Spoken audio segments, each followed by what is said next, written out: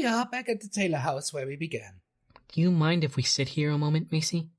I would like to organize my thoughts before facing Louise and explaining what happened to her husband.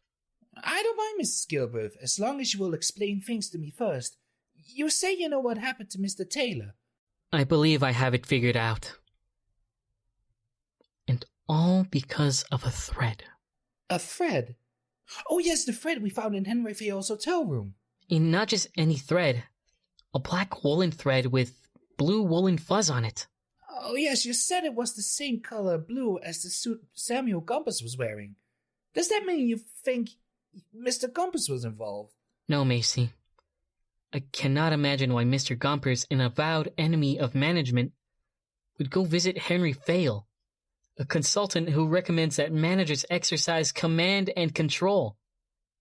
Can you? No, that doesn't seem very likely.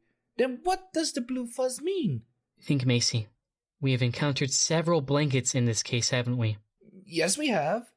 There was the yellow and black one at the Pittsburgh clinic, the red and black one in Fayol's hotel room, and even the gray and black one at the Gilbert's workshop, but none of those had any blue in them.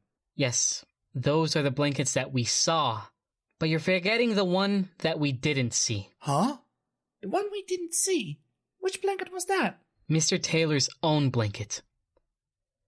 The one he had with him when he was abducted, and which was found on his dead body. Oh, that's right. What about it? Mrs. Taylor told us that it was a black watch plaid. Do you know what that plaid looks like? No. It is black, in dark green, in blue. Oh, so you think that the thread came from Mr. Taylor's blanket? Does that mean you think Henry Fayol kidnapped Mr. Taylor? I'm more inclined to think that his grandson did it. But why? And what makes you think that? Do you remember how eager Pomeroy was to please his grandfather?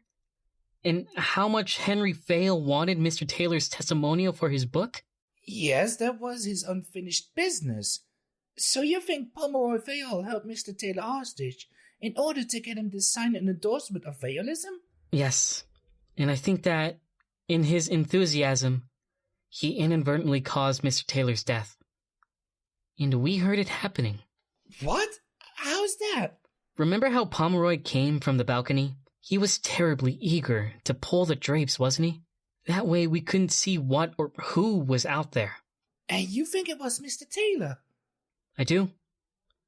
And I think he was silenced and restrained in some way. Poor sick man. And then it started to rain. Yes, and he must have been drenched. Which led to pneumonia. Most likely.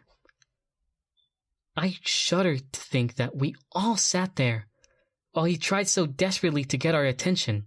What do you mean? The furniture rattling on the balcony. I don't think that was the sound of the wind. I think that was him. And we heard it, but nothing. That is a truly horrifying thought.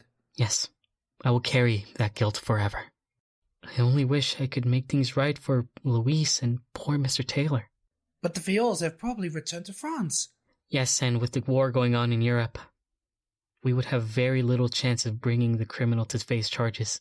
Then what should we do? I will recommend that we let Taylor's death stand as pneumonia. It is not the best outcome. But it may be the best one. Well, I think I'm ready now. I must go face Mrs. Taylor and try to comfort her. You won't have to face her alone. I will escort you. Thank you, Macy. I'm glad to have had you with me as we finish this business.